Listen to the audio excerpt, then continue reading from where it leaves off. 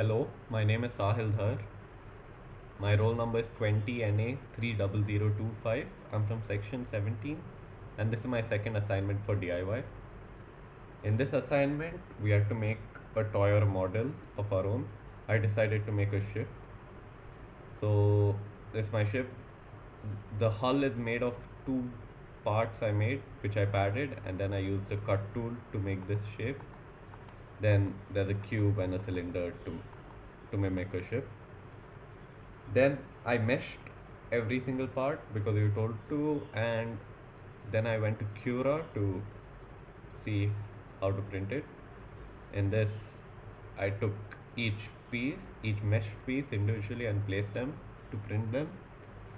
And I reduced the size to 50% because the original size was taking too long. And now I have this, which will be made in 3 hours 22 minutes. Thank you.